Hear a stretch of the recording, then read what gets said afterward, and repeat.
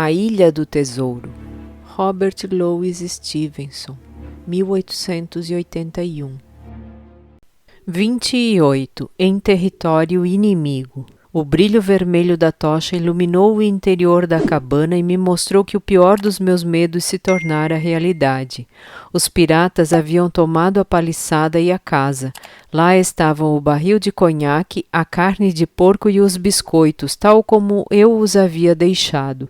Mas o que multiplicou meu terror foi ver que não havia nem sinal de prisioneiros. Só o que pude pensar foi que todos os meus companheiros estavam mortos, e senti um peso no coração por não ter ficado com eles. Os piratas estavam em 6, ninguém mais havia sobrevivido. 5 deles estavam em pé, com os rostos vermelhos e inchados, subitamente acordados de seu sono de embriaguez. O 6º estava apenas apoiado nos cotovelos, com uma palidez cadavérica e uma atadura ao redor da cabeça, manchada pelo sangue de uma ferida recente. Me lembrei do homem que havia sido atingido por um disparo e fugido entre as árvores. Sem dúvida era ele. O papagaio estava sobre um dos ombros de Silver, que alisava sua plumagem. O próprio Silver me pareceu mais pálido e tenso do que o habitual. Ainda vestia o casacão azul que usou em sua missão diplomática, agora em estado muito pior, manchado de lama e desgastado pelos galhos da floresta. Vejam só, disse ele, se não é Jim Hawkins, diabos me levem. Veio fazer uma visitinha, é? Pois bem, entre, você é bem-vindo aqui. Sentou-se sobre o barril de conhaque e começou a encher seu cachimbo. Dick, me empresta o fogo, pediu Silver, e quando o fumo estava bem aceso, prosseguiu. Pronto, rapaz, enfie esta tocha na pilha de lenha. E vocês, homens, podem se deitar, não precisam ficar acordados por causa do Sr. Hawkins. Ele não vai levar a mal. Pois muito bem, Jim. Continuou, parando de fumar. Aqui está você, que surpresa agradável para o velho John. Quando te conheci, vi que era um rapaz inteligente, mas por essa eu não esperava, não mesmo. Como era de se imaginar, eu não conseguia responder nada a ele. Os piratas haviam me colocado de costas para a parede, e assim fiquei, olhando para Silver e tentando parecer tranquilo, mas com o coração apertado de desespero. Silver deu mais algumas tragadas em seu cachimbo serenamente e continuou. Sabe, Jim, já que você está aqui, falarei francamente. Sempre gostei de você, é um rapaz valente e me lembra a mim mesmo na sua idade. Minha vontade sempre foi que você se juntasse a nós e recebesse sua parte, e assim se tornasse um legítimo senhor da própria sorte. E agora, meu menino, é o que você terá de fazer. O capitão Smollett é um bom marinheiro, reconheço, mas um tanto rígido demais. O dever em primeiro lugar é o que ele diz, e está certo, mas seria melhor você ficar longe dele. Até o médico está doido para pôr as mãos em você. Malandro ingrato, foi como ele te chamou.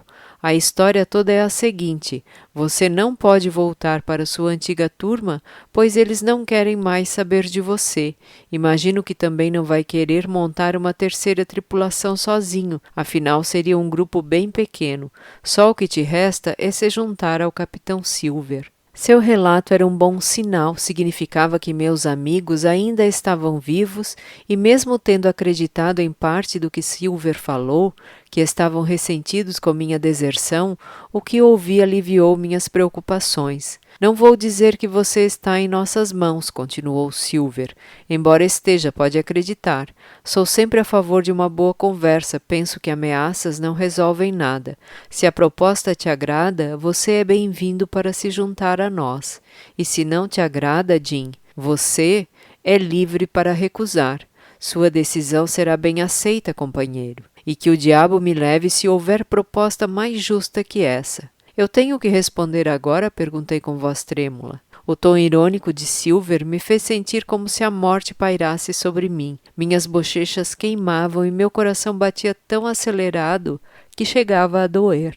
Ninguém está te pressionando, rapaz, tornou ele. Pense com calma, ninguém aqui está com pressa, companheiro, e sua companhia nos agrada muito, você sabe. Bem, se eu preciso tomar uma decisão, tenho o direito de saber qual é a situação real. Por que vocês estão aqui na paliçada e onde estão meus amigos? Perguntei, tentando mostrar coragem. Situação real, resmungou um dos piratas. Também queria encontrar quem soubesse. Talvez seja melhor você ficar de boca fechada até falarem contigo, meu amigo, exclamou Silver rapidamente. E voltando ao seu amigável tom inicial, me respondeu. Ontem de manhã, Sr. Hawkins, de madrugada ainda, o Dr. Livesey foi até nosso acampamento com uma bandeira de trégua. Ele chegou e me disse, Capitão Silver, está tudo acabado para o senhor. O navio sumiu. Bem, talvez a gente estivesse tomando um copo ou dois e cantando um pouco para passar o tempo, não sei dizer. O fato é que nenhum de nós estava prestando atenção no navio. Quando olhamos com os diabos, não é que tinha sumido mesmo? Meus marujos ficaram completamente embasbacados e te garanto que eu era o mais surpreso de todos.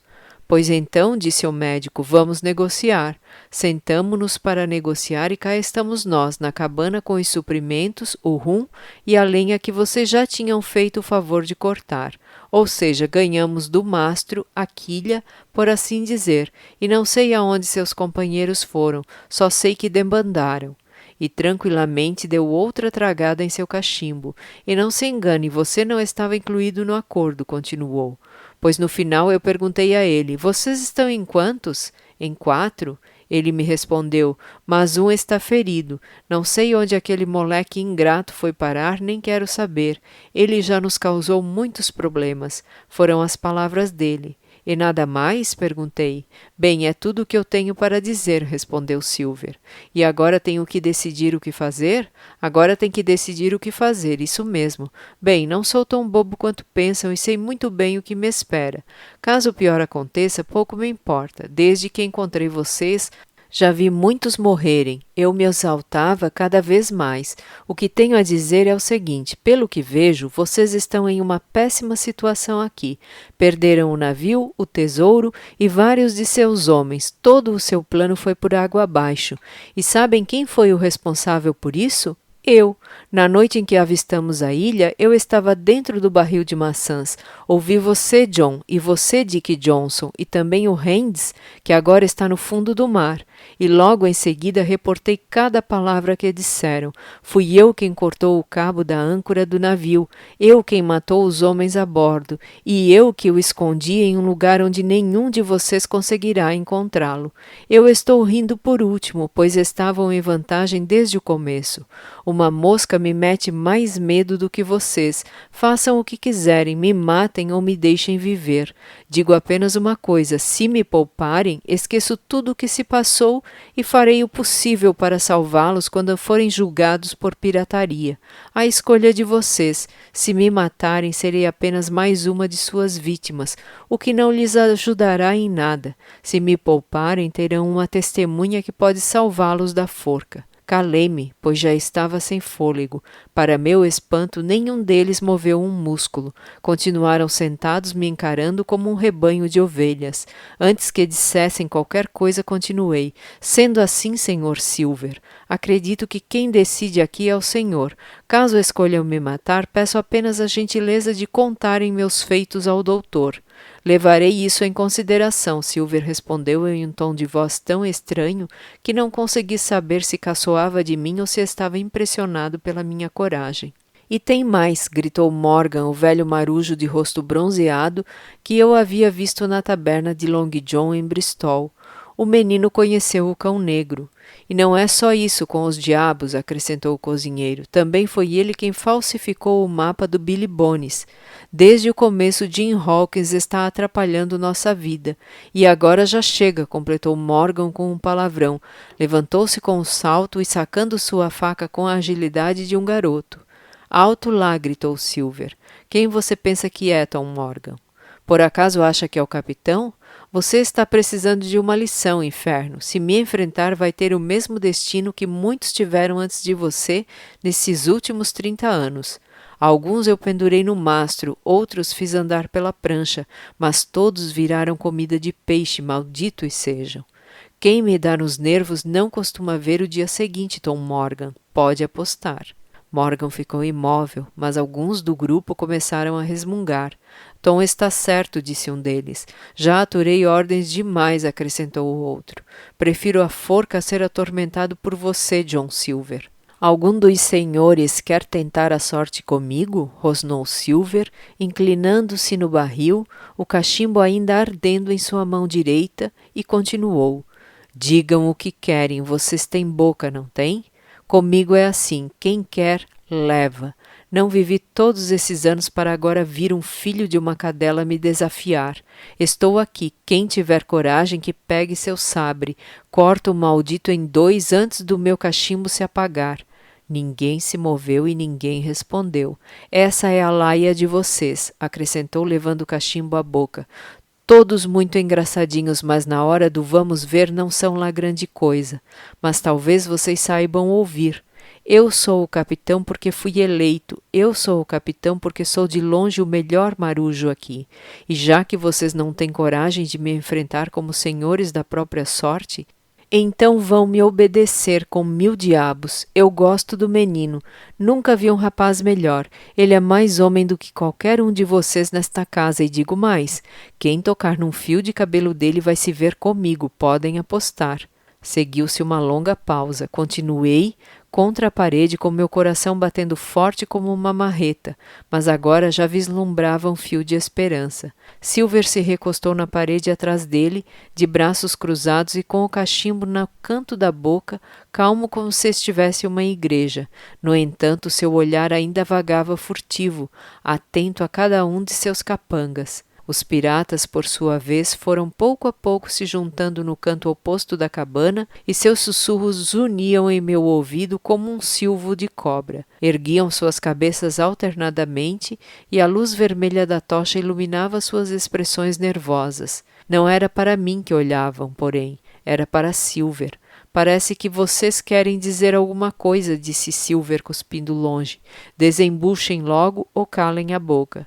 Com todo o respeito, senhor, um dos homens respondeu. O senhor é bem flexível com algumas regras, mas talvez pudesse seguir outras delas. A tripulação está descontente com tantos maus tratos. Temos direitos como qualquer outro marujo, se me permite ser franco, e de acordo com suas próprias regras, podemos conversar entre nós. Por isso, com sua licença, reconhecemos que o senhor é o capitão, mas reivindicamos o direito de fazer uma reunião da tripulação lá fora. E com uma afetada reverência, esse sujeito alto, de cerca de 30 e poucos anos, aspecto enfermo e olhos amarelos, andou calmamente até a porta e desapareceu. Os outros seguiram seu exemplo, e um após o outro passavam por Silver, prestando uma continência e dando suas próprias justificativas. Apenas seguindo regras, desculpou-se um. Reunião de tripulação, acrescentou Morgan. E assim, com um ou outro comentário, todos saíram e deixaram Silver e eu sozinhos com a tocha. O cozinheiro tirou seu cachimbo da boca no mesmo instante. Escute aqui, Jim Hawkins, disse em um sussurro quase inaudível.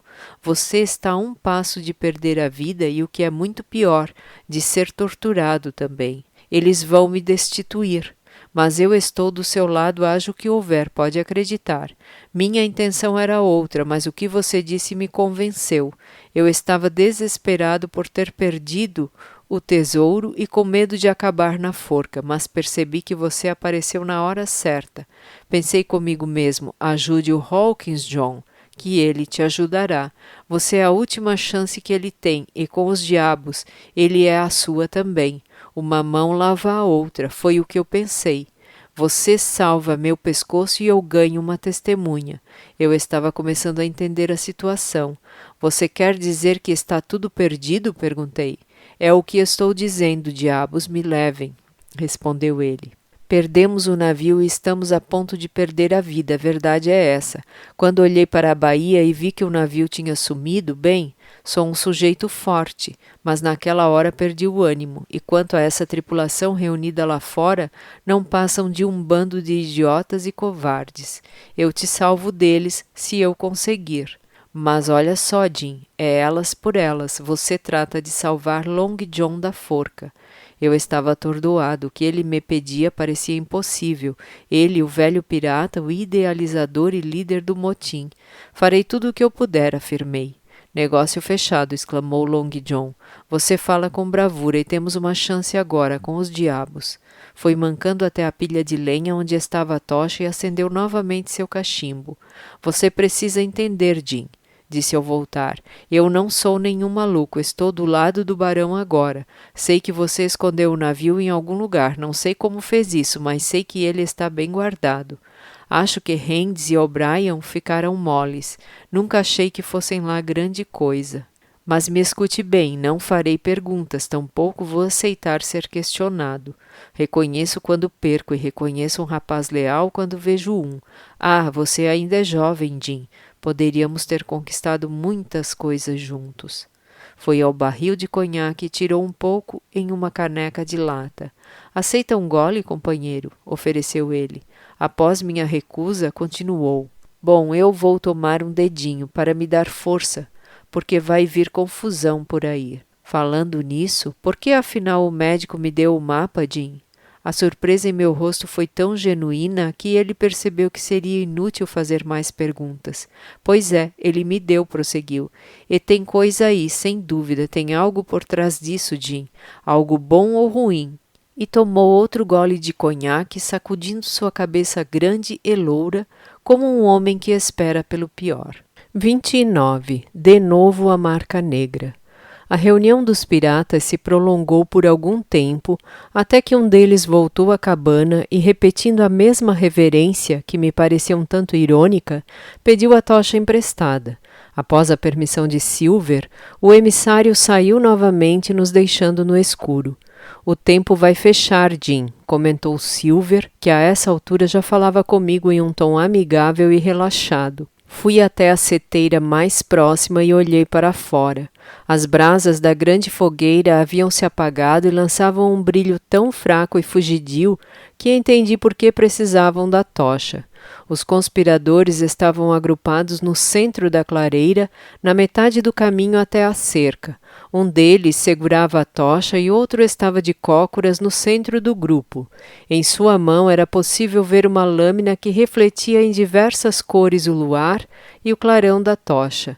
Os outros piratas se inclinavam ligeiramente para observar o que o homem ao centro fazia. Afinal, pude ver que, além da faca, ele tinha também um livro nas mãos. Eu não tentava compreender por que razão teria algo tão insólito nas mãos, quando ele enfim se levantou e todo o grupo começou a vir em direção à cabana. Estão voltando, comentei ao virar e caminhar para a posição em que estava anteriormente. Pareceu-me pouco digno ser apanhado espiando. Pois que venham, rapaz, que venham, respondeu Silver alegremente. Ainda tenho uma carta na manga. A porta se abriu e os 5 piratas entraram amontoados em um grupo compacto, até que um deles foi empurrado para a frente. Em qualquer outra circunstância teria sido engraçado vê-lo andando tão devagar, hesitando a cada passo e com a mão direita estendida e fechada.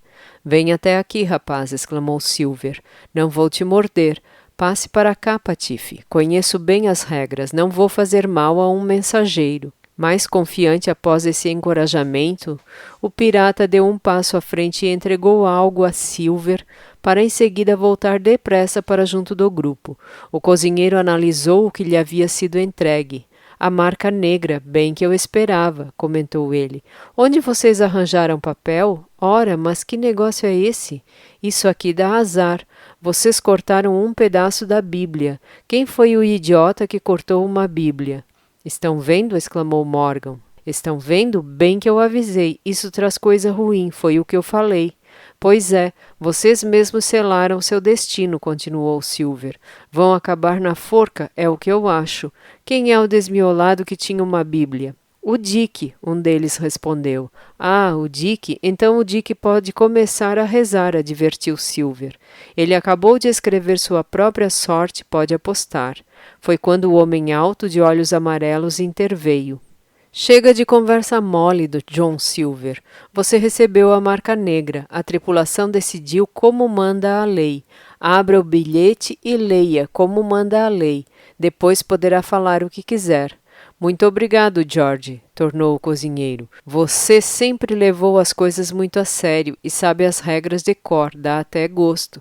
Bem, vamos ver o que é. Ah, sim, deposto. É isso então? Muito bem escrito, sem dúvida. Juro que parece impresso. É a sua letra, George? Você está se destacando muito. Não vai ser surpresa nenhuma se você for o próximo capitão. Mas me faça a gentileza de passar a tocha de novo, por favor? Meu cachimbo apagou. Ora, brasa, respondeu George. Você já não engana mais ninguém. Você se considera muito engraçado, mas a brincadeira acabou. Desça desse barril e tome parte na votação. Achei que você conhecesse bem as regras, observou Silver com desdém. Bem, se não conhece, eu conheço. Vou continuar aqui ainda como capitão, saiba disso, até vocês dizerem quais são suas queixas e eu ter a chance de respondê-las. Enquanto isso não for feito, a marca negra não vale de nada. Veremos o que acontece depois. Não se preocupe com isso, respondeu George. Estamos todos bem entendidos aqui. Primeiro você arruinou essa viagem e teria que ser muito cara de pau para negar isso. Depois você deixou nossos inimigos escaparem desta armadilha aqui muito facilmente. Por que eles queriam tanto sair daqui? Eu não sei, mas está claro que essa era a intenção deles. E além disso, você não permitiu que fôssemos atrás deles. Já entendemos o seu plano direitinho, John Silver. Você quer ficar com todo o tesouro para si. É isso que você quer. E para finalizar, tem esse moleque aí. Isso é tudo? Silver perguntou calmamente. É mais do que suficiente, afirmou George. Vamos esturricar na forca por causa das suas trapalhadas. Pois muito bem, vou responder suas queixas uma por uma. Então eu arruinei a viagem. Todos vocês sabiam do plano, e se o tivessem seguido, estaríamos agora a bordo do Hispaniola, como planejado. Todo mundo vivo, de barriga cheia e com o tesouro no porão, com os diabos. Quem se virou contra mim? Quem quer tirar meu posto legítimo de capitão? Quem quis me dar a marca negra logo no dia em que desembarcamos e começou esse joguinho? Ah, é um belo jogo, nisso estamos de acordo. Um jogo que vai acabar com todo mundo pendurado na doca da execução de Londres, isso sim. E quem são os responsáveis por isso?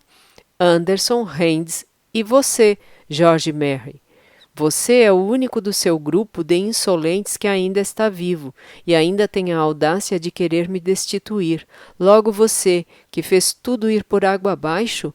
Com 1000 diabos, nunca ouvi nada igual. Silver fez uma pausa e foi possível notar que suas palavras tiveram efeito sobre os rebelados. Isso responde à sua primeira queixa, exclamou o acusado, limpando o suor da testa. Estava tão exaltado que seus gritos faziam a casa tremer. Juro, me dá náusea ter de falar isso. Vocês não têm brio nem memória. Nem suas mães chamariam vocês de marinheiros. Senhores da própria sorte, pois sim, estão mais que futriqueiros. Continue, John, disse Morgan. Fale para todos ouvirem. Ah, todos, exclamou John. Que belo grupo, não é mesmo? Você mesmo disse que essa viagem foi arruinada, mas duvido que faça ideia de como as coisas estão ruins para nós. Estamos tão perto da forca que meu pescoço chega a tremer só de pensar nisso. Talvez já tenham visto piratas acorrentados, com os pássaros sobrevoando e os marujos caçoando deles enquanto afundam com a maré. Quem é aquele? Alguém diz. Ah, é John Silver, velho conhecido, responde outro. E dá para ouvir o tilintar das correntes dentro da água. Essa é a nossa situação, de cada um aqui, graças a você, ao Haynes e ao Anderson, e aos idiotas que foram na conversa de vocês. E se quer saber sobre o moleque, diabos me levem, ele não é nosso refém? Vamos jogar essa vantagem fora? Nem pensar. Ele pode ser nossa última chance, e não é de se admirar. E vocês querem matá-lo? Eu não vou fazer parte disso, companheiros. Sobre a terceira queixa, tenho muito a dizer sobre isso. Talvez vocês não achem grande coisa poder se tratar com um médico de verdade quando precisam. Você, John, está aí com a cabeça quebrada. E você, George Merry, há menos de 6 horas estava tiritando de febre e ainda agora está com os olhos amarelos feito bananas. Talvez vocês também não saibam que há um navio de resgate vindo para cá? Pois bem, está vindo e não tarda muito a chegar, e aí vamos ver se é bom ou não ter um refém. Sobre eu ter aceitado o acordo, horas, vocês praticamente me pediram de joelhos, imploraram de tão desesperados que estavam, e teriam morrido de fome se eu não tivesse aceitado. Isso tudo é ninharia perto de... Vejam vocês mesmos. Por isso eu aceitei. E mostrou um documento que reconheci imediatamente. Nada menos que o mapa da ilha, o mesmo papel amarelado e com as 3 cruzes vermelhas que eu encontrei no fundo do baú do capitão. Por que o doutor teria dado o mapa a eles, eu não fazia ideia. E se era inexplicável para mim, para os amotinados a visão daquele mapa era algo inacreditável. Correram para ele como gatos sobre ratos, cada um mais ávido que o outro para examiná-lo. Era arrancado de mão em mão por onde passava. Pelos gritos, palavrões e risadas, parecia que já tinham o tesouro em mãos e já iam em segurança pelo mar. É verdade, disse um deles. É do Flint, sem dúvida. Assinado JF, sublinhado e com a voltinha no final. Ele sempre assinava assim. Muito bonito, comentou George. Mas de que nos serve isso se não temos navio? Silver colocou-se de pé bruscamente, apoiando uma mão na parede. Estou te avisando, George, exclamou. Mais uma gracinha sua e vamos resolver isso na espada. De que nos serve? Ora, me diga você. Foi graças a você e seus amiguinhos que perdi meu navio.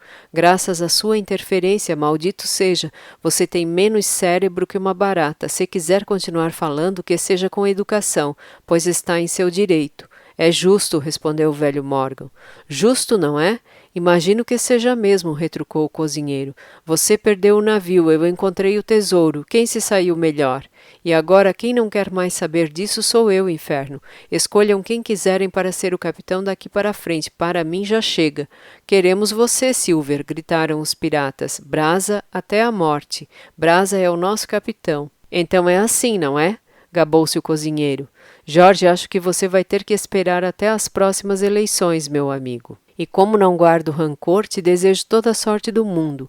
Nunca fui vingativo, e o que fazemos com essa marca negra agora, companheiros? Não vale muita coisa, não é? Só serviu para o Dick estragar sua Bíblia e selar a própria sorte. Mas o que eu jurar sobre essa Bíblia ainda vale, não vale? Murmurou Dick, claramente preocupado com a maldição que havia trazido sobre si mesmo. Uma Bíblia faltando um pedaço? Caçoou Silver. Acho que não adianta muita coisa, vale tanto quanto jurar sobre o jornal de ontem. É mesmo? Exclamou Dick mais alegre. Bom, acho que pode ser útil continuar com ela. Olha aqui, Jim, uma lembrancinha para você, disse Silver me entregando o papel. Não era mais largo que uma moeda inglesa. Um dos lados estava em branco, pois era a última página da Bíblia. No outro lado era possível ler 1 ou 2 versículos do Apocalipse. Ficarão de fora os cães e os assassinos. A página impressa havia sido pintada com cinzas que já começavam a sair e sujavam meus dedos. Na página em branco, também com cinzas, estava escrito apenas uma palavra: deposto. Neste momento, ainda tendo comigo esse pedaço de papel, mas não restou nele nenhum traço da palavra, a não ser o decalque, como se escrito com a unha. Assim se encerraram as deliberações daquela noite. Pouco tempo depois, após uma rodada de conhaque, nos deitamos para dormir. A sutil vingança de Silver foi colocar George Merry como sentinela e ameaçá-lo de morte caso mostrasse qualquer sinal de rebeldia. Demorei muito tempo para pregar os olhos, pois minha cabeça fervia. Eu havia matado um homem naquela tarde, a situação em que me encontrava era bastante perigosa e, acima de tudo, estava irremediavelmente envolvido no frágil jogo que Silver começara. De um lado, manter os amotinados unidos e leais, e do outro, por todos os meios, possíveis ou impossíveis, tentar redimir-se e salvar sua vida miserável. Silver dormia o sono dos justos e roncava alto. Mesmo sendo perverso como era, meu coração estava apertado por ele, de pensar nas ameaças que o rondavam e no cadafalso que o aguardava. 30. Liberdade condicional. Fui acordado, aliás, todos fomos, pois até mesmo o vigia se ergueu assustado do batente da porta, onde cochilava, por uma voz clara e potente que gritava para nós da entrada da floresta. O de casa, aqui é o médico, e era mesmo o doutor. Por mais feliz que eu estivesse em ouvi-lo novamente, meu contentamento não foi completo. Tive vergonha de encará-lo ao lembrar de minha conduta insubordinada e furtiva, que havia resultado naquela situação, estar em péssima companhia e cercado de perigos. Provavelmente era madrugada quando ele se levantou, pois o sol mal havia nascido naquele momento.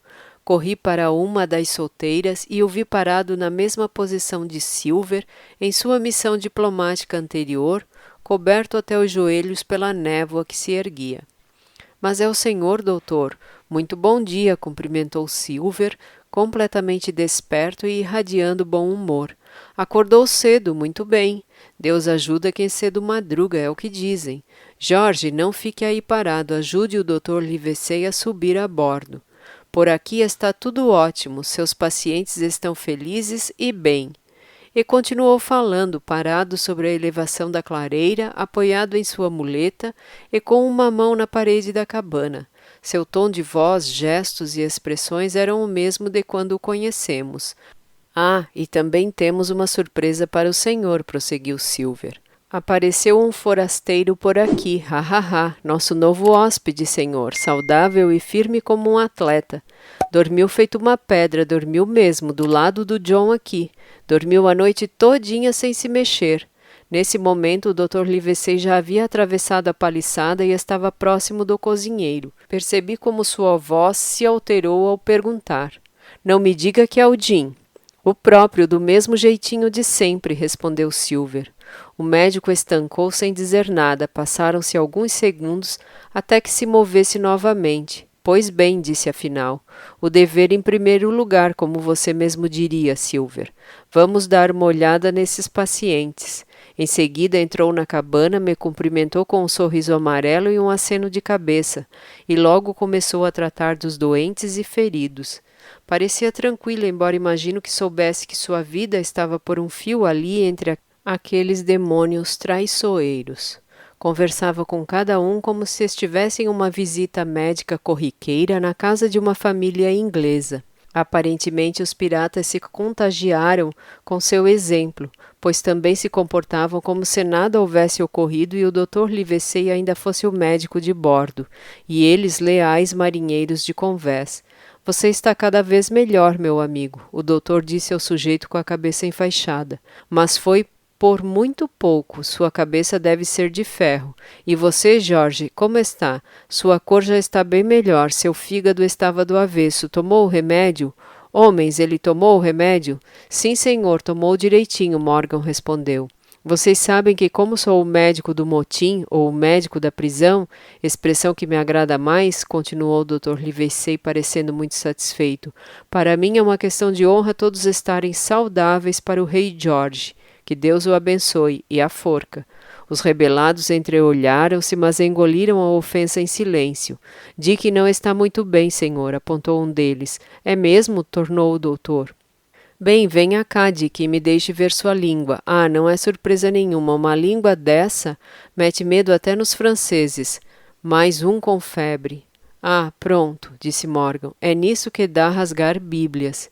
Isso aconteceu por serem tão cabeças de bagre, como vocês mesmos dizem, cutucou o doutor. Não sabem a diferença entre ar puro e contaminado? Preferiram se deitar em um lamaçal pestilento em vez de procurar um acampamento seco. O mais provável, creio eu, mas é apenas minha opinião, é que vão passar por maus bocados até seus organismos expulsarem a malária. Quem mandou dormirem no brejo? Silver, me admira você, é o menos tonto de todos aqui, mas parece desconhecer princípios básicos de saúde e higiene. Após tomarem seus remédios, os homens ouviram as recomendações do Dr. Livesey com uma submissão risível, como se fossem crianças de orfanato e não piratas sanguinários. Bem, isso é tudo por hoje, disse o doutor. Agora eu gostaria de dar uma palavrinha com o rapaz, por favor. E apontou a cabeça para mim com desdém. George Merry estava parado na porta, cuspindo e reclamando do sabor do remédio. Assim que ouviu essa frase, deu meia volta e gritou já vermelho. Não, seguido de um palavrão. Silver deu um tapa no barril. Calado, rosnou e olhou em volta como se fosse de fato um leão. Sabe, doutor, já em seu tom amigável de sempre, eu estava mesmo pensando nisso, sabendo que o senhor costumava ter muita estima pelo menino. Não temos como agradecer sua generosidade e, como acabou de ver, confiamos no senhor e tomamos nossos remédios como se fosse rum. Acho que encontrei um modo de todos ficarem satisfeitos. Hawkins, para mim você é um jovem cavalheiro, mesmo que não seja de nascimento. Então me dá sua palavra de cavalheiro de que não vai tentar abandonar o barco? Imediatamente confirmei. Então, doutor, continuou Silver, o senhor faça a gentileza de sair da paliçada e eu levo o garoto até a cerca pelo lado de dentro. Imagino que vocês consigam conversar cada um de um lado da estacada. Tenha um ótimo dia, doutor, e por favor mande nossos cumprimentos ao barão e ao capitão Smollett. Uma expressão de descontentamento até então contida pelo olhar duro de Silver se espalhou assim que o médico saiu da cabana. Todos acusavam o cozinheiro de ser duas caras por tentar negociar um acordo exclusivo para si e sacrificar os interesses de seus cúmplices e vítimas, ou seja, exatamente o que estava fazendo. O caso me parecia tão óbvio que não podia imaginar como ele conseguiria reverter a ira de seus companheiros. No entanto, Silver era 2 vezes mais homem que os outros, e sua vitória na noite anterior ainda reverberava em suas cabeças. Chamou-os de tolos e de outros xingamentos inimagináveis. Disse que era preciso que eu conversasse com o doutor. Esfregou o mapa na cara deles e perguntou se achavam boa ideia romper o trato exatamente no dia em que partiriam em busca do tesouro. Pelo diabo que não, gritou ele. Vamos romper o trato quando chegar a hora certa. Até lá vou enrolar o médico. Se for preciso, até engraxo as botas dele com conhaque. Em seguida mandou que acendessem a fogueira e saiu mancando com sua muleta com uma mão apoiada em meu ombro. Os piratas ficaram na cabana, confusos e calados pela eloquência de Silver, mas nada convencidos. Devagar, rapaz, devagar, disse ele. Se perceberem que estamos com pressa, nos cercam num piscar de olhos. Então atravessamos bem lentamente o trecho de areia até o ponto onde o doutor nos esperava do outro lado da paliçada. Quando chegamos a uma distância que possibilitava a conversa, Silver parou. Lembre-se de que fiz isso também, doutor, disse ele. Além disso, o menino vai te contar como salvei a vida dele e até fui deposto por isso, pode acreditar. Doutor, quando um homem coloca toda a vela ao vento como eu fiz apostando a própria pele, não merece que alguém lhe dê um pouco de esperança? Não se trata tão somente da minha vida agora. O rapaz também faz parte do acordo. Seja sincero comigo, doutor, e me dê uma palavra de conforto por piedade. Silver era outro homem lá fora, de costas para seus amigos e para a cabana. Suas bochechas pareciam caídas, sua voz tremia, nunca se viu um homem tão abatido. Ora, John, não vá me dizer que está com medo, caçoou o Dr. Livesey. Doutor, eu não sou covarde, eu não, nem um pouco. E estalou os dedos. Mesmo se estivesse com medo, não diria, mas admito com franqueza, chego a tremer quando penso na forca. O senhor é um homem bom e honesto, nunca conheci ninguém melhor. Sei que não vai se esquecer das coisas boas que fiz, como também não vai esquecer dos meus mal feitos, sei disso. Vou me afastar, veja só, e deixar o senhor Edinho à vontade. Lembre-se disso também, pois estou fazendo mais do que deveria. Como dito, deu alguns passos para trás, até ficar a uma distância onde não seria possível ouvir nossa conversa. Sentou-se sobre um tronco cortado e começou a assoviar. De vez em quando se virava e olhava para os lados, às vezes para mim e o doutor e outras vezes para seus companheiros rebelados, que se ocupavam com a fogueira e entravam e saíam da cabana, preparando carnes de porco e pão para o café da manhã. Então é aqui que você está, Jim, disse o doutor com a voz triste. Fez a cama e agora tem que se deitar, rapaz. Deus sabe que não sou capaz de lhe condenar, mas uma coisa eu digo, mesmo com o risco de você se ofender. Você não ousaria fugir quando o capitão Smollett estava bem, e ter ido embora desse jeito quando ele se feriu e sem poder fazer nada, por Deus, foi uma grande covardia. Confesso que nesse momento comecei a chorar. Doutor, o senhor não precisa nem dizer. Eu já me culpei o suficiente e, além disso, minha vida está por um triz. Se Silver não interviesse, eu já estaria morto agora. Acredite em mim, doutor, eu posso até morrer e ouso dizer que mereço, mas o que eu tenho medo é de ser torturado. Se decidirem me torturar... Jim, interrompeu o doutor com a voz completamente alterada. Jim, eu não posso ouvir mais nada. Pule a cerca e vamos fugir. Eu dei minha palavra, doutor. Eu sei, exclamou. Mas isso de nada importa agora, Jim. Eu assumo a culpa, a desonra, tudo, rapaz, mas não posso deixá-lo aqui. Pule. Um salto e você está livre, e correremos como antílopes. Não posso, respondi. O senhor sabe muito bem que no meu lugar faria o mesmo, assim como o barão e o capitão, e é o que tenho de fazer. Silver confiou em mim. E lhe dei minha palavra e vou voltar. Mas o senhor não me deixou terminar, doutor. Se me torturarem, pode ser que eu acabe dizendo onde o navio está. Eu roubei o navio, com um pouco de sorte e outro tanto de ousadia. Está na enseada norte, na praia mais ao sul, encalhado pela maré baixa. Com a maré alta, é possível tirá-lo de lá. O navio? Exclamou o doutor. Contei rapidamente as minhas aventuras enquanto ele escutava atentamente. Parece até que a mão do destino está nisso tudo, observou o doutor, quando terminei minha história. A cada etapa você salva nossas vidas. Acha que existe alguma chance de deixarmos que você perca a sua? Seria muita ingratidão, rapaz.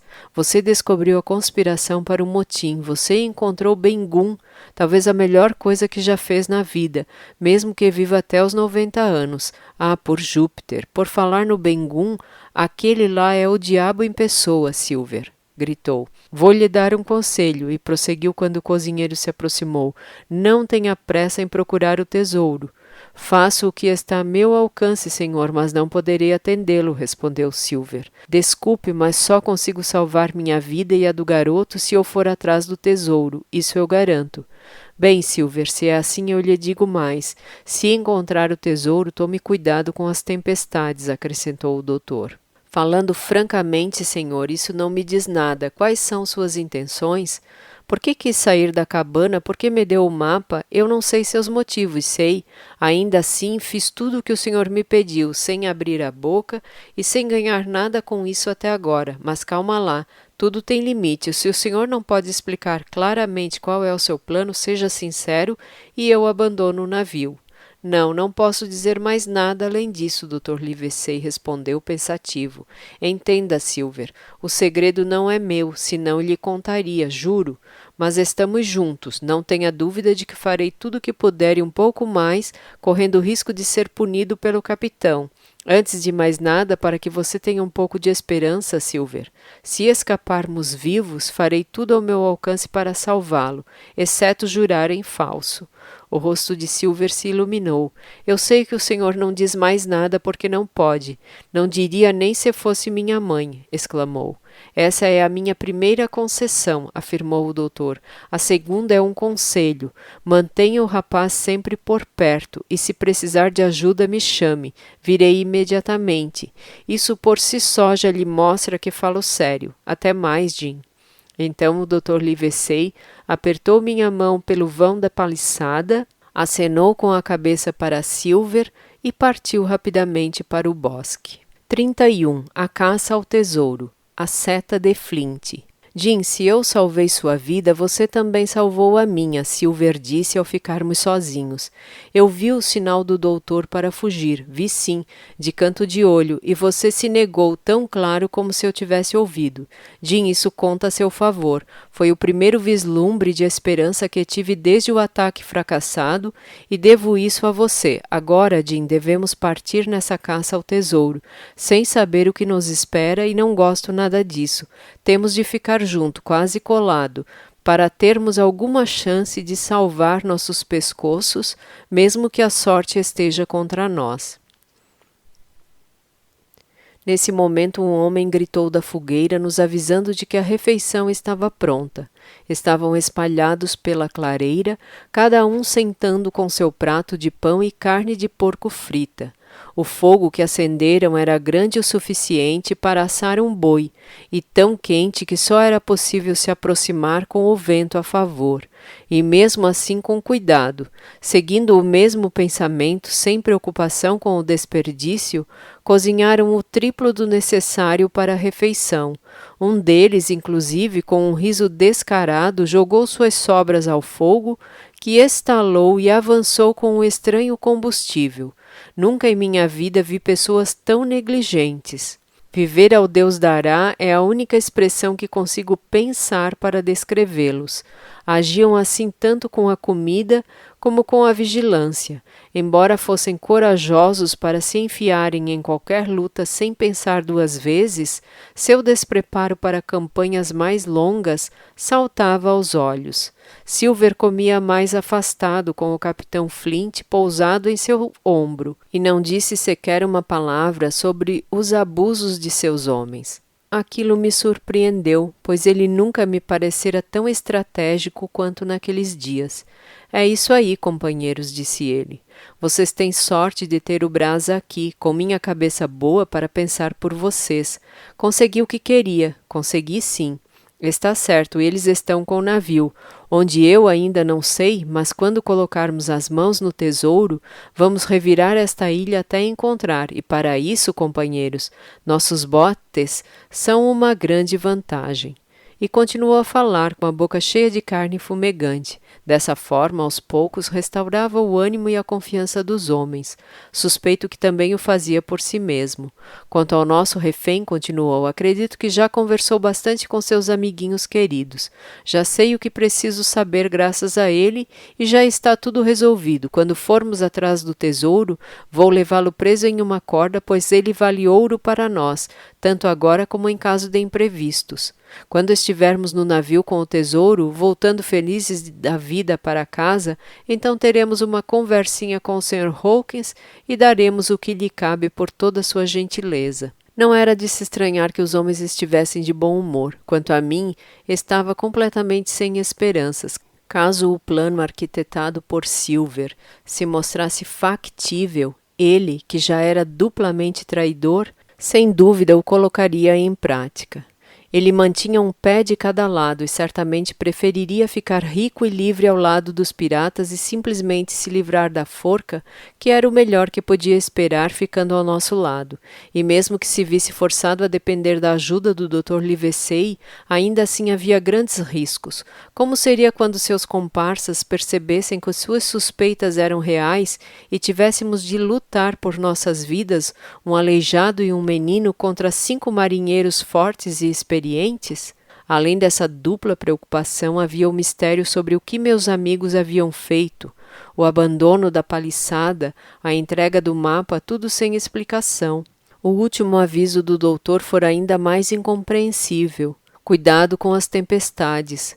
Com isso tudo é possível imaginar como o meu café da manhã foi desagradável. Estava apreensivo em acompanhar meus captores na busca pelo tesouro. Caso alguém pudesse nos ver, ficaria intrigado com aquele grupo curioso, todos em suas puídas vestes de marinheiro e, exceto por mim, armados até os dentes. Silver levava 2 armas a tiracolo, uma à frente e outra atrás, além de seu grande sabre e uma pistola em cada bolso do casaco. Completando sua estranha aparência, o capitão Flint ia pousado em seu ombro, tagarelando bordões marítimos sem sentido. Amarrado pela cintura, eu seguia Silver sem oferecer resistência. Ele ora puxava a corda com sua mão livre, ora a prendia em seus poderosos dentes. Era como se eu fosse um urso amestrado. O resto deles levava cargas variadas. Alguns levavam pás e picaretas, a primeira coisa que desembarcaram do Hispaniola. Outros carne de porco, pão e conhaque para o almoço. Notei que todas essas provisões faziam parte da nossa reserva da cabana, ou seja, Silver havia dito a verdade na noite passada. Se não tivesse feito o acordo com o doutor, ele e os amotinados, agora longe do navio, teriam que sobreviver somente de água e caça. A água não era sua bebida favorita, e marinheiros em geral não são bons atiradores. Além disso, se as provisões de comida estavam baixas, era provável que as de pólvora também. Assim equipados, partimos todos, inclusive o sujeito com a cabeça quebrada, que definitivamente deveria ter ficado no abrigo, e descemos aos tropeços, um após o outro, até chegar à praia, onde os 2 botes nos esperavam. Ambos tinham marcas das trapalhadas ébrias dos piratas. Um tinha o banco partido e ambos estavam emporcalhados e cheios de lama. Como medida de segurança, deveriam ser levados conosco, portanto criamos 2 grupos e seguimos pelo leito do ancoradouro. Enquanto remávamos, os piratas começaram a discutir sobre o mapa. A cruz vermelha era claramente grande demais para servir de guia. As anotações no verso, como verão, eram um tanto ambíguas. Conforme devem se lembrar, diziam o seguinte: árvore alta, topo da luneta, 1/4 na direção norte de NNE, Ilha do Esqueleto, ESE na direção E, 3 metros. A principal referência era, portanto, uma árvore alta.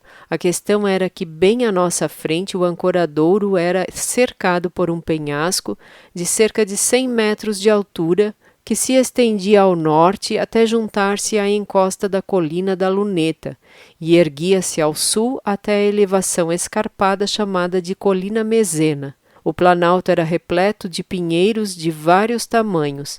Em alguns pontos da vegetação erguiam-se árvores de uma espécie diferente, elevando-se perto de 15 metros acima das outras.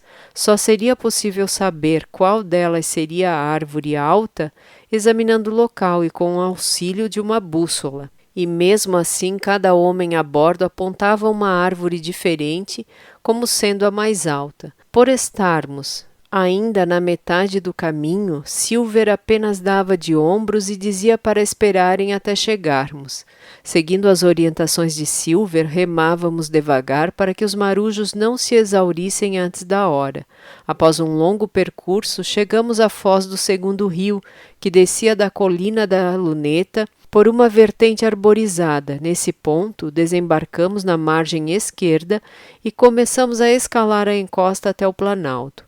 No início avançamos lentamente por conta do terreno lamacento e alagadiço e da vegetação emaranhada do pântano, mas conforme subíamos a encosta o chão foi ficando mais pedregoso e o bosque se abria com outros tipos de árvores mais espaçadas. Afinal, chegamos a uma área bastante agradável da ilha. Arbustos perfumados, alguns em flor, substituíram quase que completamente a relva. Arvoredos de nogueiras verdes se intercalavam com os frondosos pinheiros de tronco avermelhado e os aromas de ambos se misturavam. Além disso, a brisa fresca e leve combinada aos raios de sol nos revigorava maravilhosamente. Os piratas se espalharam por todos os lados aos gritos e saltos. Silver e eu ficamos bem para trás, mais ou menos no meio da encosta. Eu era rebocado pela corda, enquanto ele caminhava com dificuldade pelo cascalho escorregadio, quase sem fôlego. De vez em quando eu precisava ajudá-lo a subir, para evitar que tropeçasse e rolasse morro abaixo.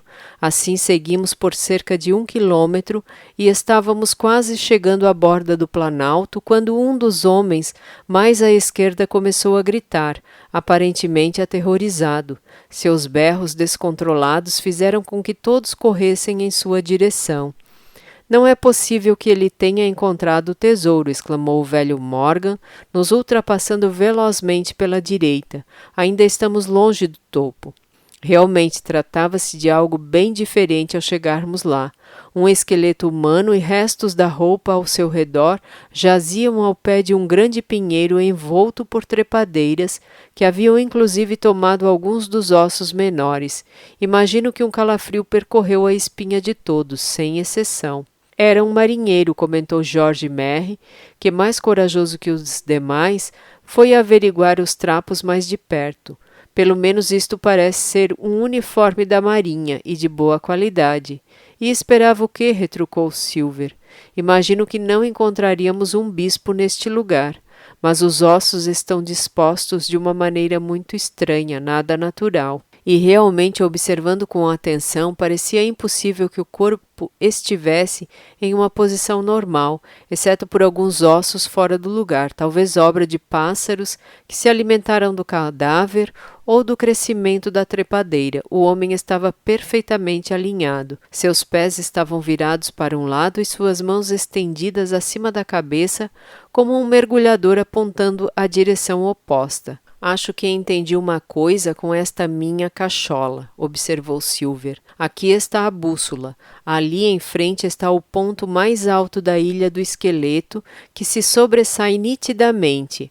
Alinhem a bússola de acordo com os ossos e vamos ver o que ela mostra. Dito e feito, o esqueleto apontava diretamente para a ilha e a bússola mostrava claramente o leste-sudeste. Eu sabia, gritou Silver. Este homem é uma seta. Bem ali em cima fica a estrela polar, mostrando o local do tesouro. Diabos me carreguem, me dá calafrios de lembrar do Flint. Essa piada é a cara dele, sem dúvida. Ele veio com 6 homens aqui em cima e matou todos. Carregou este até aqui e o deixou alinhado com a bússola, que os diabos me levem. É um esqueleto grande e o cabelo era loiro.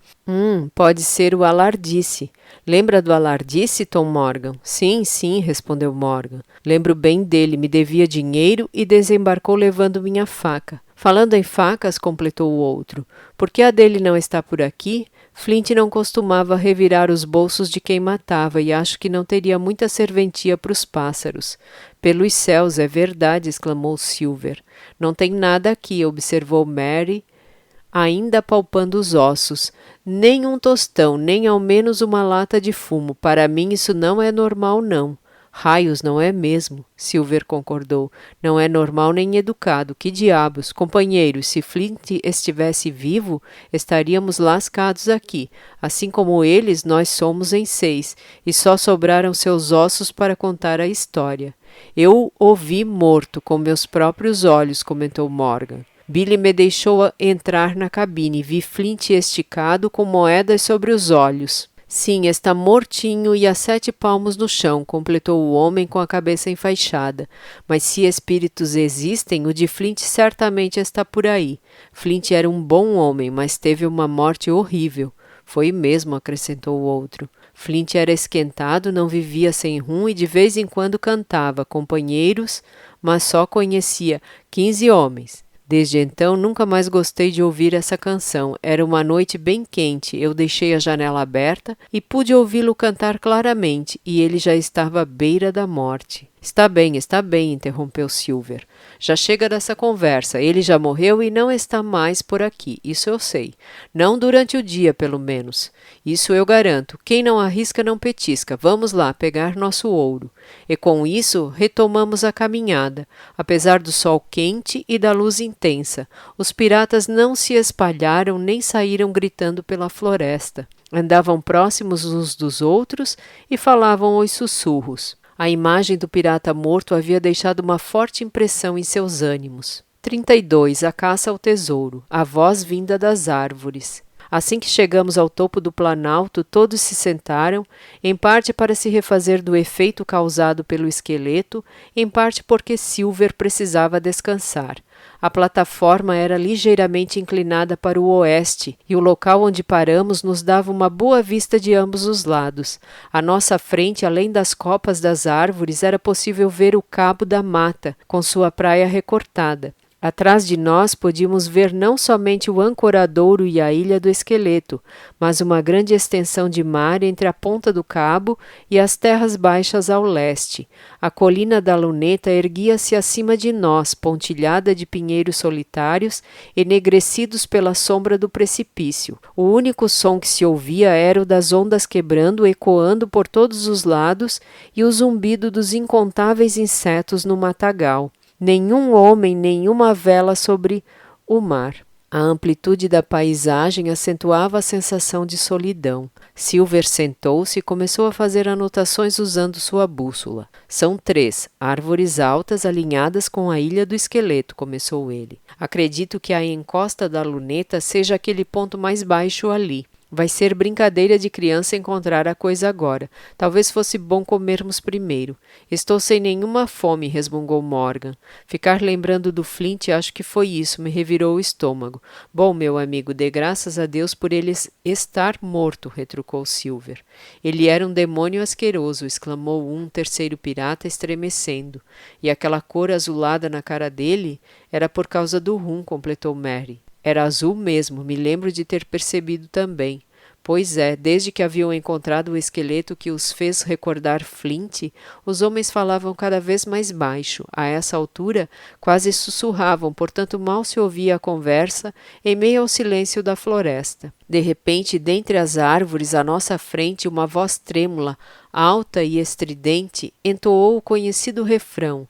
15 homens no baú do defunto, ho, ho, ho, e uma garrafa de rum. Nunca vi homens mais apavorados do que aqueles piratas. Suas faces ficaram lívidas, como que por mágica. Alguns pularam de susto, outros agarraram os braços dos vizinhos. Morgan jogou-se no chão. É o Flint, gritou Mary. A canção parou tão subitamente quanto começou.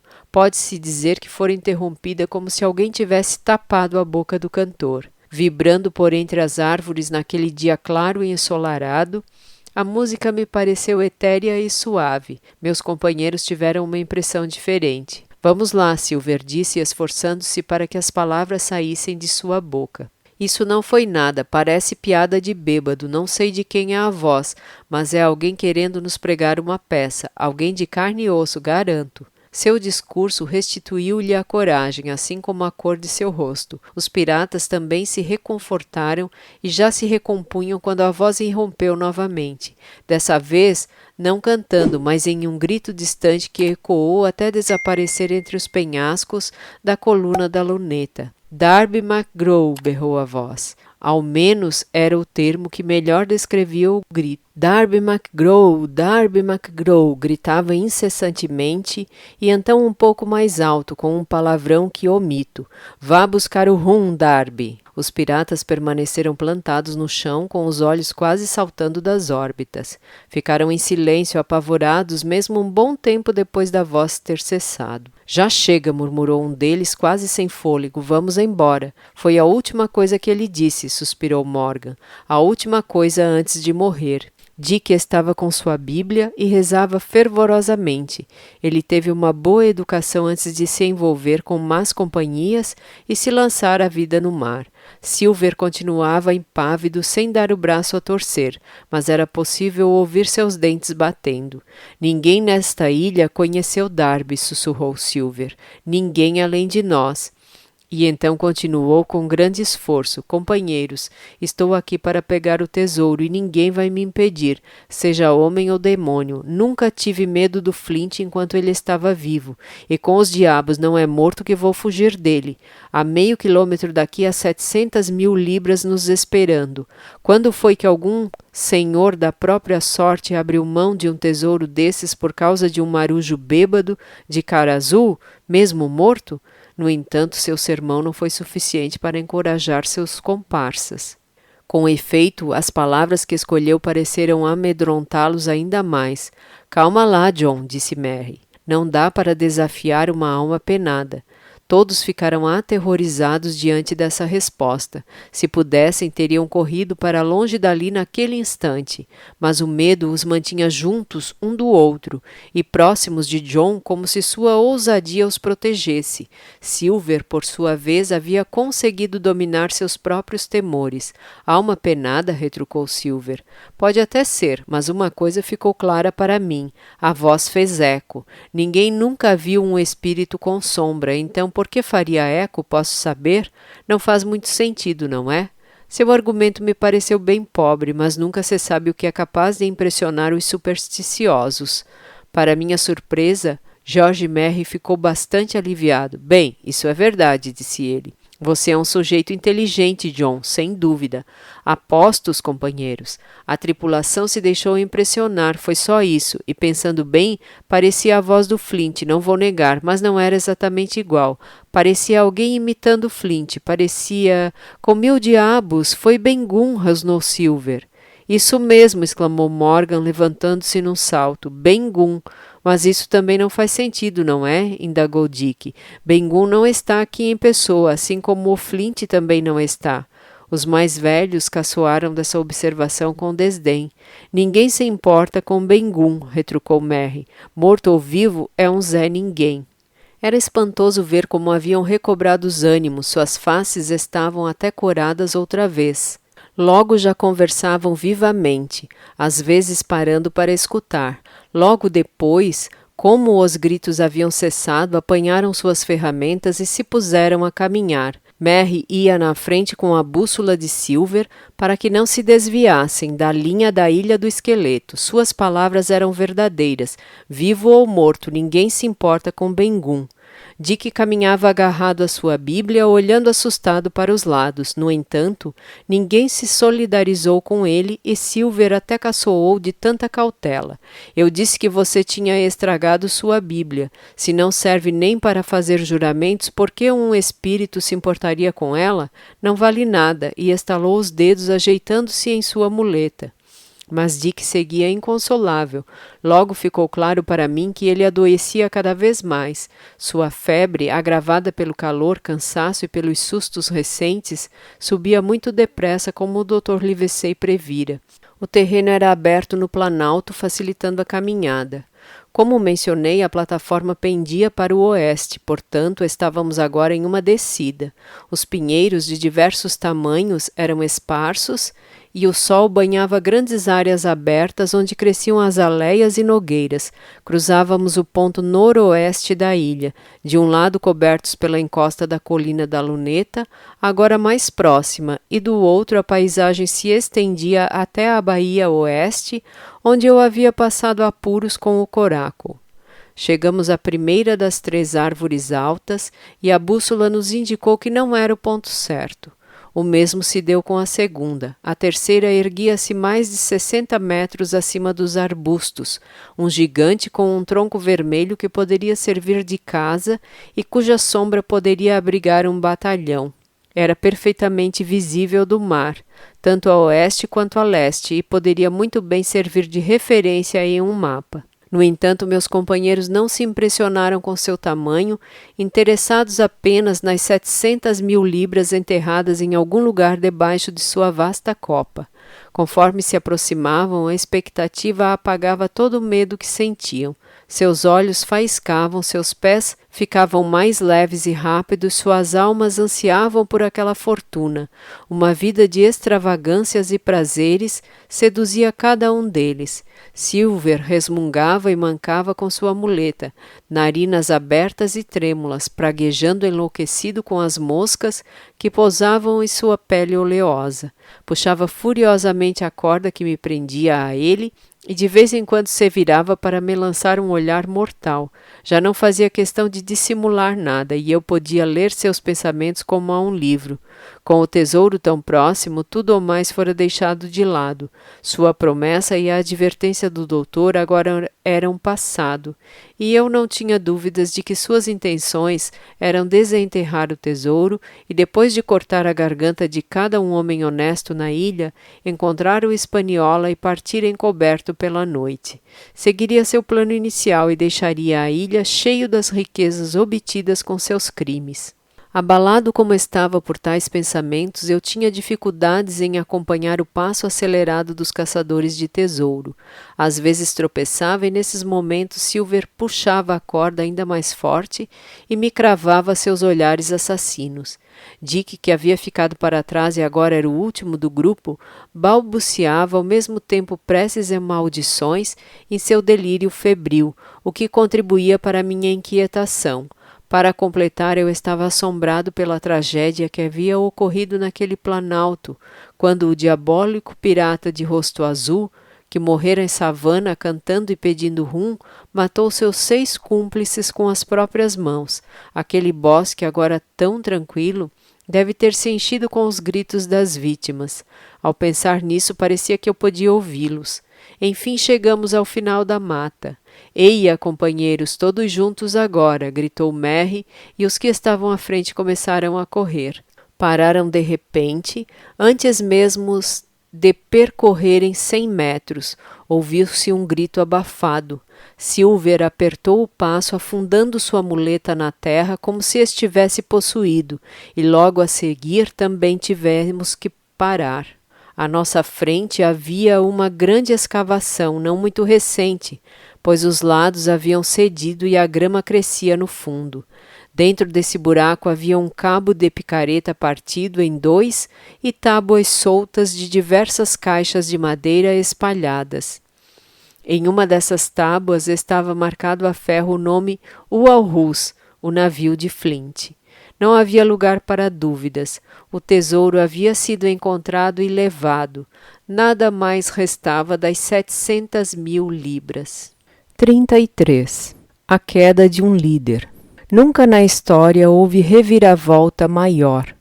Parecia que cada um dos homens havia sido atingido por um raio. Silver, no entanto, recompôs-se do choque quase instantaneamente. Dedicara cada pensamento e esforço seu àquele dinheiro como um atleta antes da prova definitiva. Foi como se tivesse morrido por um segundo, mas renasceu logo em seguida, recuperou o ânimo e o raciocínio e alterou seus planos antes que os outros tivessem tempo para assimilar a decepção. Jim sussurrou para mim, pegue isto e prepare-se, e me passou uma pistola de cano duplo. Em seguida, começou a andar discretamente para o lado, até que ficamos nós dois de um lado do buraco e os piratas do lado oposto. Olhou para mim e acenou com a cabeça como se dissesse, estamos encurralados, ou pelo menos foi o que entendi. Sua expressão não era nada amigável e eu estava já tão irritado com suas constantes mudanças de humor que não pude me conter e acabei sussurrando. Então você mudou de time novamente? Não houve tempo para resposta. Os piratas, aos gritos e impropérios, começaram a saltar para dentro do buraco e a cavar com as próprias mãos, revirando as tábuas. Morgan encontrou uma moeda de ouro e a exibiu com uma torrente de palavrões. Era uma moeda de 2 guinéus, que foi sendo passada de mão em mão. 2 guinéus, rosnou Mary, mostrando a moeda a Silver. Não é exatamente uma fortuna, é? Então você é bom negociador, hein? Nunca te passaram para trás, não é, seu cabeça de bagre? Continuem cavando, rapazes, disse Silver, frio e insolente. Vão achar mais alguns tostões, não tenho dúvida. Tostões? Vociferou Mary. Ouviram isso, companheiros? Silver já sabia de tudo, estou lhes dizendo, está na cara dele, basta olhar. Ah, Mary, tornou Silver, bancando o capitão de novo? Você é bem abusado, isso sim. Dessa vez todos concordaram com Mary. Começaram a escalar para fora do buraco, disparando olhares furiosos. Notei algo favorável. Todos subiam pelo lado oposto ao nosso, e assim ficamos 2 em um lado, 5 de outro, a cova entre nós, sem que ninguém tivesse coragem de atacar primeiro. Silver não movia um músculo. Observava-os, altivo em sua muleta, frio como sempre. Era um homem valente, não se pode negar. Por fim, Mary achou conveniente dizer algo. Companheiros, temos 2 inimigos do outro lado. Um velho aleijado que nos trouxe até aqui só desgraçou nossa vida. O outro é um moleque de quem quero arrancar o coração. Agora, companheiros. Mary começou a levantar a voz e o braço, pronto para disparar. Foi então que, bam, bam, bam, 3 tiros de mosquete relampearam de dentro do bosque. Mary mergulhou no buraco da escavação. O homem de cabeça enfaixada rodopiou e caiu estendido ao seu lado, morto, mas ainda se contorcendo. Os outros 3 deram meia volta e fugiram a toda velocidade. Antes que eu pudesse piscar, Long John descarregou sua pistola em Mary, que ainda se debatia. Enquanto o pobre coitado ainda revirava os olhos agonizante, Silver lhe disse, agora estamos quites, George. No mesmo instante, Gray, Ben Gunn e o doutor saíram de trás das nogueiras e se juntaram a nós com suas armas ainda fumegantes. Em frente, gritou o Dr. Livesey. Depressa, rapazes, temos que pegá-los antes que cheguem aos botes, e disparamos a correr por entre arbustos que batiam em nosso peito. É preciso reconhecer o empenho de Silver em nos acompanhar. Nunca vi um homem se esforçar tanto quanto ele, saltando com sua muleta como se seu peito fosse explodir. O doutor também se impressionou. Mesmo assim, já estava a uns 300 metros atrás de nós e quase desmaiando quando chegamos à beira da encosta. Doutor, gritou Silver, olhe lá, não precisamos ter pressa. E de fato não havia motivo para nos apressarmos. De onde estávamos era possível vê-los correndo para uma área mais aberta do planalto, ainda seguindo a mesma direção, rumo à colina Mezena. Já estávamos entre eles e os botes, portanto nos sentamos para tomar fôlego, enquanto Long John se aproximou limpando o suor do rosto. Muito obrigado, doutor, disse ele. O senhor chegou na hora certinha, bem a tempo de salvar Hawkins e eu. Então era você mesmo, Ben-Gunn. Você é dos bons, sem dúvida. Era eu, sim, o Ben-Gunn, respondeu o exilado, se contorcendo de vergonha como uma enguia, e após uma longa pausa acrescentou, e como vai, Sr. Silver? Eu vou muito bem, obrigado, e você?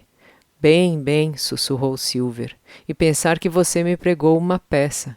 O doutor pediu a Grey que pegasse uma das picaretas deixadas para trás pelos amotinados, e enquanto descíamos calmamente a trilha até os botes, o médico contou em poucas palavras tudo o que havia se passado. Silver estava muito interessado no relato.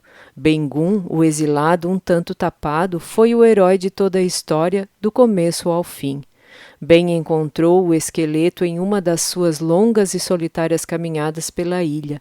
Foi ele quem mexeu nos ossos, encontrou e desenterrou o tesouro. Era sua a picareta quebrada encontrada na escavação. Ele carregou as moedas nas costas em várias viagens, desde o Pinheiro Gigante até sua caverna abaixo da colina de Dois Picos, no noroeste da ilha. E lá o tesouro ficou, em segurança por 2 meses, até o Hispaniola chegar à ilha. O doutor conseguiu arrancar-lhe esse segredo na tarde do ataque, e na manhã seguinte, ao encontrar o ancoradouro deserto, foi falar com Silver, entregou-lhe o mapa, já inútil, e todas as provisões da cabana, pois que a caverna estava repleta de carne de cabra curada pelo próprio Ben. Dr. Livesey abriu mão de tudo o que tinham para que pudessem sair da paliçada em segurança e se realocarem na colina de Dois Picos, onde ficariam longe da malária e poderiam vigiar o dinheiro de perto. Quanto a você, Jim, continuou o médico, mesmo com o coração apertado, fiz o que julguei ser o melhor para aqueles que cumpriram fielmente seu dever, e por sua própria escolha você não fazia mais parte desse grupo. Naquela manhã, ao perceber que eu estaria presente quando os piratas tivessem a grande decepção que ele havia planejado, o doutor correu até a caverna, deixou o capitão aos cuidados do barão e, com Grey e o exilado, cruzou a ilha em diagonal até o grande pinheiro. Logo percebeu que os amotinados chegariam antes ao local. Ben-Gunn, com seus pés ágeis, foi enviado na frente com a missão de me salvar como fosse possível.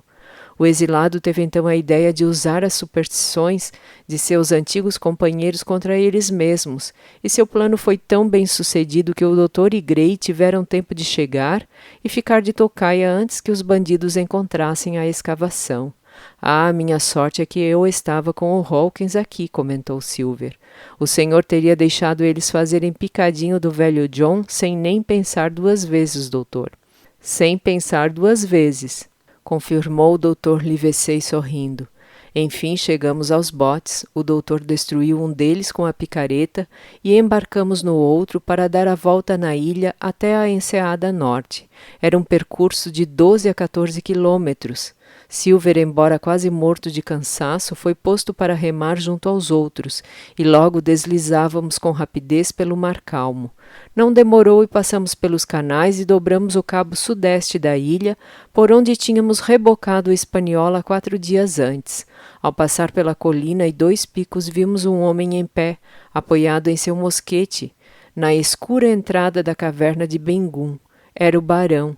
Agitamos um lenço e lhe demos 3 vivas, com Silver engrossando o couro com o mesmo entusiasmo dos demais.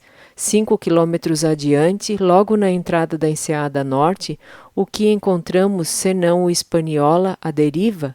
A última maré o havia levantado, e se acaso o vento e a corrente fossem tão fortes quanto no ancoradouro ao sul, jamais o encontraríamos novamente, ou talvez ficasse encalhado definitivamente. A não ser pela vela principal, suas avarias eram poucas. Providenciamos uma nova âncora e a lançamos a 1 braça e meia de profundidade. Então voltamos para a Baía do Rum, a praia mais próxima da Caixa Forte de Bengum. Gray tomou o bote novamente, agora sozinho, e voltou ao Hispaniola, onde passaria a noite de vigia. Uma rampa suave subia da praia até a entrada da caverna. O barão nos encontrou ao final dela. Tratou-me com educação e gentileza, sem me culpar ou mesmo congratular por minha fuga, mas enrubesceu ligeiramente após a cordial continência de Silver. John Silver, você é um traidor vil e abjeto. Um traiçoeiro desprezível. Disseram-me para não levá-lo à justiça. Bem, não farei isso, mas suas vítimas pesarão em suas costas como 1000 grilhões. Eu lhe agradeço imensamente, senhor, tornou Silver com outra continência. Não ouse me agradecer, vociferou o barão. Estou deixando de cumprir meu dever. Fique longe de mim. Em seguida, entramos todos na gruta. O local era espaçoso e arejado, com uma pequena fonte que alimentava um fosso de água cristalina e samambaias que pendiam das paredes. O chão era de areia. O capitão Smollett estava deitado ao lado de uma grande fogueira e em um canto afastado, onde a luz das chamas mal chegava, cintilavam grandes pilhas de moedas e colunas de barras de ouro. Enfim, o tesouro de Flint, que de tão longe viemos buscar e pelo qual 7 tripulantes do Hispaniola perderam a vida. E quantas outras mortes para que aquela fortuna fosse acumulada? Quanto sangue e desgraça, quantos navios afundados, quantos homens lançados ao mar, quantas balas de canhão, humilhações, mentiras, crueldades? Nenhum homem seria capaz de calcular. E ainda restavam 3 naquela ilha. Silver, o velho Morgan, o Bengum, que haviam tomado parte nesses crimes, na vã esperança de terem também sua parte em ouro. Entre, Jim, convidou o capitão Smollett. À sua maneira, você é um bom rapaz, Jim, mas acho que não navegaremos juntos de novo. Você tem padrinhos demais, na minha opinião. É você, John Silver. O que faz aqui, homem? Vim cumprir meu dever, senhor, respondeu Silver.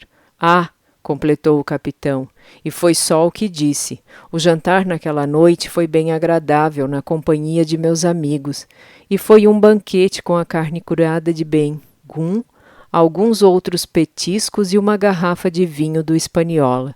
Tenho certeza de que nunca se viu homens mais alegres ou satisfeitos, e Silver nos fez companhia, sentado quase na escuridão, comendo com apetite, atendendo com prontidão cada pedido e até mesmo participando discretamente das risadas.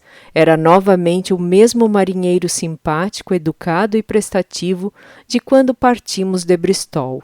34. O final. No dia seguinte, nos pusemos a trabalhar logo cedo, pois não seria tarefa fácil transportar aquela imensa quantidade de ouro da gruta até a praia e depois mais 5 quilômetros de bote até o Hispaniola, ainda mais com nosso grupo reduzido. Os 3 piratas que ainda restavam na ilha não representavam mais problema algum. Uma única sentinela na encosta da colina era suficiente para nos proteger de qualquer possível ataque. Além disso, pensamos que já estivessem fartos de lutar. E assim o trabalho foi realizado com a maior rapidez possível. Gray e Bengum iam e voltavam com o bote enquanto o restante empilhava o tesouro na praia. Cada homem adulto conseguia carregar 2 barras de ouro por vez, suspensas por cordas. Como eu não seria muito útil no transporte de cargas, passei o dia todo na caverna enchendo sacos de biscoito com moedas. Era um acervo extraordinário com uma diversidade similar às moedas de Billy Bones, mas muito maior e mais variada. Organizá-las foi uma das tarefas mais prazerosas que já tive. Moedas inglesas, francesas, espanholas, Portuguesas, Jorges e Luíses, Dobrões e Guinéus, Moidores e Sequins, todos os reis europeus dos últimos séculos, cunhados em suas faces, além de estranhas peças orientais com relevos que lembravam ramos de plantas ou teias de aranha, moedas redondas, quadradas e furadas ao centro, como se fossem pingentes de colar. A coleção contava com exemplares de moedas do mundo todo, creio eu. Era tão numerosa quanto a folhagem de outono, o que me deixou com dor nas costas e nos dedos. O trabalho consumiu dias. A cada noite, uma nova fortuna enchia os porões do navio, com mais dinheiro esperando na praia no dia seguinte. Durante todo esse tempo, nem sinal dos amotinados sobreviventes. Na terceira noite, se não me engano, quando eu e o doutor caminhávamos pela encosta da colina que dá vista para a parte mais baixa da ilha, ouvimos um ruído sem saber se era gemido ou cantoria. Foi um som breve, sucedido pelo mesmo silêncio de antes. Que Deus os perdoe, disse o médico, são os amotinados. Completamente bêbados, senhor. A voz de Silver soou logo atrás de nós. Silver, devo dizer, tinha toda a liberdade do mundo e, mesmo tratado com frieza todo o tempo, parecia considerar-se novamente um caro membro da tripulação. Era impressionante a forma como aceitava o desprezo dos outros e a delicadeza com a qual tentava reconquistá-los. Ainda assim, todos o tratavam como inimigo, a não ser Ben-Gunn, que ainda tinha medo de seu antigo contramestre, e eu, que não me esquecia que lhe devia a vida, embora talvez tivesse mais motivos que todos para odiá-lo, pois o vira premeditando novas traições quando se viu encurralado no Planalto. Portanto, não é de se estranhar que a resposta do doutor tenha sido um tanto áspera. Estão bêbados ou delirando, disse ele. Tem razão, doutor, continuou Silver, e qualquer que seja o caso, não faz diferença para nós. Imagino que o senhor desconheça a palavra compaixão, respondeu o doutor com ironia. Por isso minha forma de pensar talvez lhe surpreenda, senhor Silver. Mas se eu tivesse certeza de que estão delirando, pois comprovei que pelo menos um deles tem febre, seria meu dever sair deste acampamento, colocar minha vida em risco e prestar-lhes cuidados médicos. Me perdoe, senhor, mas seria um grande erro de sua parte, afirmou Silver. O senhor perderia sua vida, pode estar certo disso. Estou do lado de vocês agora como unha e carne, e não gostaria que nosso grupo perdesse nenhum membro, muito menos o senhor, a quem eu devo tanto. Mas aqueles homens lá embaixo não são de se confiar, não conseguiriam ser honestos nem se quisessem. Além do mais, também nunca confiariam no Senhor. Não, tornou o doutor. O confiável aqui é você, como sabemos. Aquele foi praticamente nosso último contato com os 3 piratas, a não ser por um tiro distante que ouvimos, certa vez e imaginamos que estivessem caçando.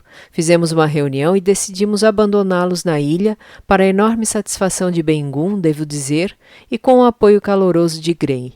Deixamos uma boa quantidade de pólvora e munição, o estoque de carne curada, alguns remédios, além de outros suprimentos como ferramentas, peças de roupa, uma vela sobressalente, 2 rolos de corda e, a pedido do doutor, um belo pedaço de fumo.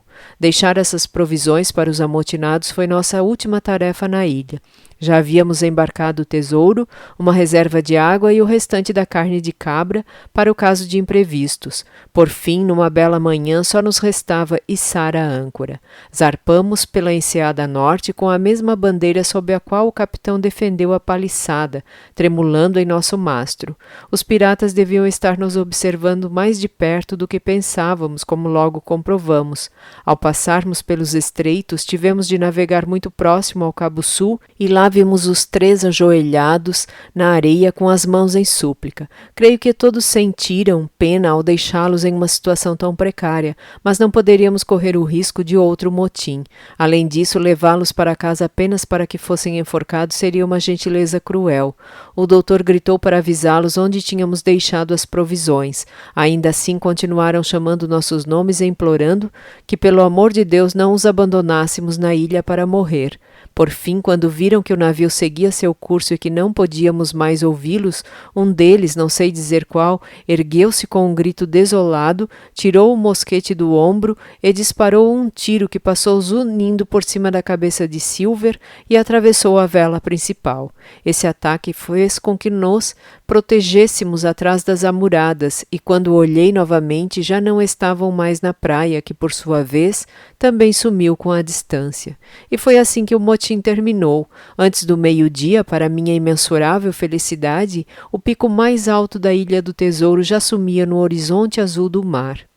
Éramos uma tripulação tão reduzida que cada homem a bordo tinha de ajudar em todos os trabalhos, exceto o capitão, que, embora já bastante recuperado, ainda necessitava de repouso e ficou deitado em um colchão próximo à popa, de onde dava suas ordens. Traçamos a rota para o porto mais próximo na América Espanhola, pois não podíamos arriscar seguir viagem sem antes contratar novos tripulantes.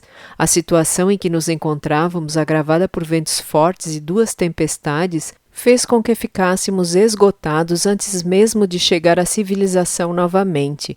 O sol já ia se pondo quando lançamos âncora em uma baía, linda e bem abrigada, onde botes repletos de homens negros, índios mexicanos e mestiços vendiam frutas e legumes e se ofereciam para mergulhar em busca de moedas. Todos aqueles rostos simpáticos, principalmente os negros, o sabor das frutas tropicais e, acima de tudo, as brilhantes luzes da cidade, criavam um agradável contraste à nossa temporada sombria e sangrenta na ilha. Desembarquei com o doutor e o barão para um passeio noturno. Eles acabaram fazendo amizade com um capitão da marinha inglesa que nos convidou ao seu navio. Para resumir, passamos horas tão agradáveis que já amanhecia quando voltamos ao Hispaniola. Ben-Gunn nos esperava sozinho no convés e assim que embarcamos nos fez uma revelação, contorcendo-se muito enquanto falava. Silver se fora. O exilado havia sido cúmplice de sua fuga algumas horas antes e justificou-se dizendo que só havia feito isso para preservar nossas vidas, que certamente estariam em perigo se o homem de uma perna só continuasse a bordo. E não era só isso, o cozinheiro não partira de mãos vazias. Quando ninguém estava vigiando, fez um buraco na parede da galeria onde estava o tesouro e conseguiu pegar um saco de moedas com cerca de 300 ou 400 guinéus para financiar suas futuras empreitadas. Acredito que todos ficamos aliviados por termos nos livrado dele a um preço tão baixo. Contratamos novos tripulantes e fizemos uma viagem tranquila de volta para casa. O Hispaniola aportou em Bristol bem quando o Sr. Blandly já pensava em preparar o navio de resgate. De todos os que partiram no Hispaniola, apenas 5 homens retornaram. O diabo e a bebida levaram os outros juntos, sem dúvida, mas ainda assim tivemos melhor sorte que a tripulação da outra canção. Apenas um homem voltou com vida ao porto. Os outros 75 estavam todos mortos. O tesouro rendeu uma boa fortuna para todos, que a usaram de maneira inteligente ou imprudente de acordo com sua natureza. O capitão Smollett se aposentou da vida no mar. Gray não só poupou sua parte, mas tomado por um desejo repentino de progredir na vida, estudou a sério a profissão de marinheiro. Hoje em dia é imediato e sócio de um belo navio de 4 mastros, além de ser casado e pai de família.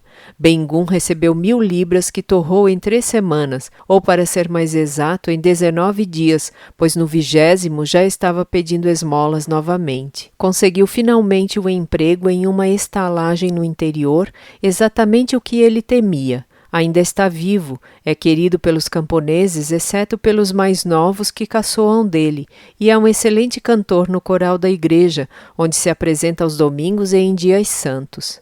Ninguém nunca mais ouviu falar de Silver. Finalmente me livrei do assustador marujo de uma perna só. Imagino que tenha voltado para sua velha esposa negra e talvez levem uma vida confortável em companhia do capitão Flint. Talvez seja otimismo demais pensar assim, pois as chances de ele aquietar-se em um mundo diferente do seu são muito pequenas. As armas e as barras de prata ainda estão, pelo que sei, no mesmo lugar em que Flint as enterrou e por mim podem ficar lá para sempre. Eu não voltaria àquela ilha amaldiçoada nem amarrado. Em meus piores pesadelos, ouço as ondas quebrando em suas praias ou acordo sobressaltado com a voz do capitão Flint ainda ecoando em meus ouvidos. Peças de 8, peças de 8. Fim.